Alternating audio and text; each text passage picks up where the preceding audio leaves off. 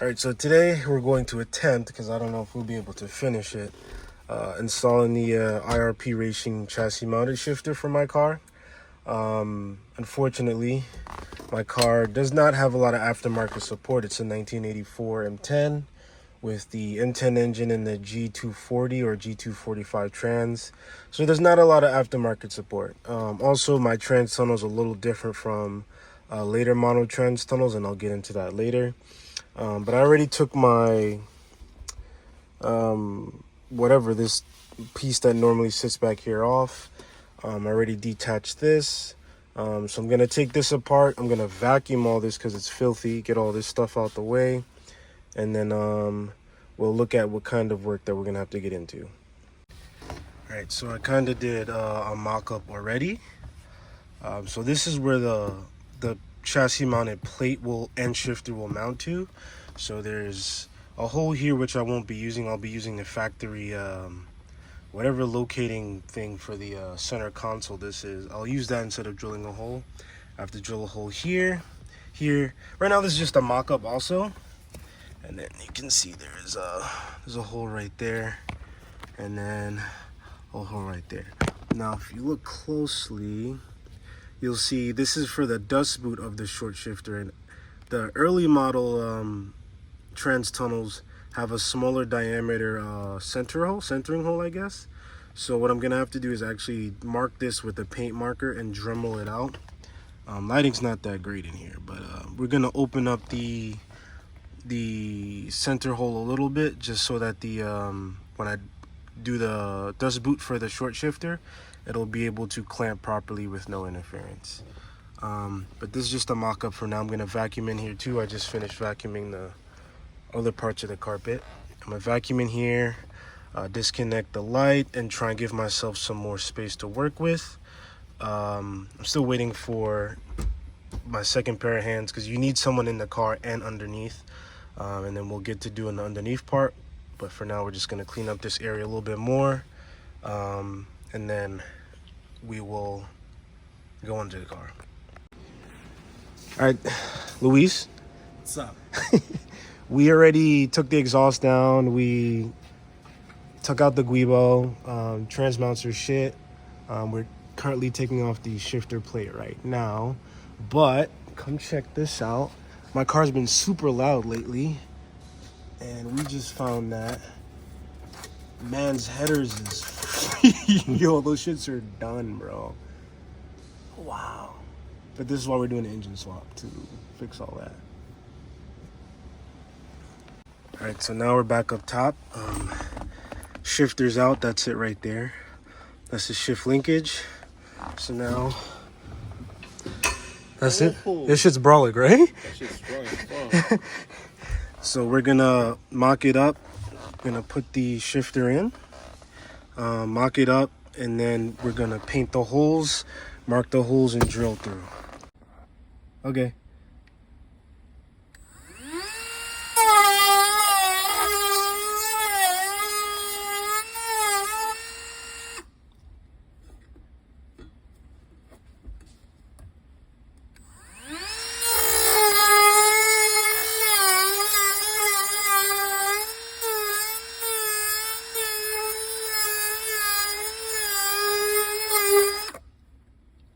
Yeah, the last corner. There we go. That's good? Yeah. Alright. Alright, so it's in. There's a chance that I may have mounted this backwards. And I say that because my center console that would fit here doesn't fit here anymore. If I put it into like a second or fourth gear, I can get it over the top, but then this hump right here is bumping into where the coin pocket is.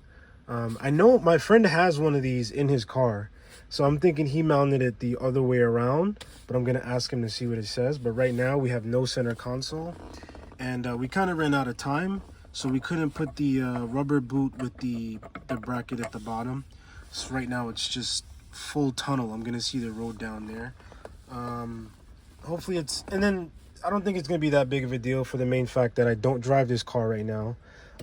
I just wanted to get this out of the way, so when we swap in the M30 and the E34 transmission, all we really have to worry about is cutting the shifter linkage or the shifter rod to the right length, and then I'll make a DSSR from there. But for right now, it's like, it's really, let's show you. So I can get in reverse, neutral, first, second, third, fourth, fifth. And I'm gonna mess with the throw. I think there's a set screw.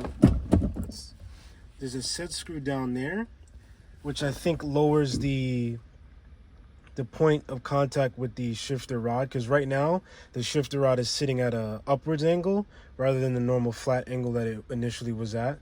So I'm going to email IRP, see what they say about that, and then I'm going to mess with these set screws here, because what these do, these play with your side to side motion. So if I tighten it up a little bit, I won't have so much side to side motion. But that's it for right now. Very excited, looks really good. My other shifter before this came about this high, so this one's up there. I don't like this steering wheel. This is just one I'm running for right now, but I'll have a flat face steering wheel with this shifter, and it feels super notchy. Ooh. Yeah, super satisfied with this. But we may reverse this and mount it the other direction, we may see. Or I'll try and like find a non-power window center console and cut that up for it to fit, because I don't want to mess up the one that came with the car. I'd rather just get a spare, cut that up, and see what happens. But yeah, that's it for now. Thanks for watching. I'll have a review on like how the shifting goes once I finish the full swap. But that's it for now.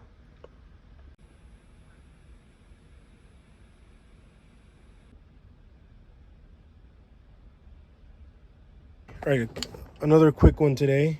Now that the chassis mounted shifter is, oh, it feels so nice, bro. You don't even know. Ooh. Anyway, now that the chassis mounted shifter is mounted, I still want to run my center console.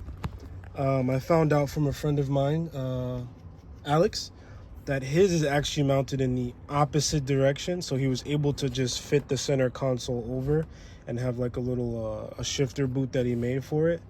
I don't feel like re-drilling the holes in the opposite direction on this, so I'm just gonna cut this center piece here, mount it over so that it clears this, because right now once you put it over, it hits this part. So if I clear this, then it'll fit over the top of it.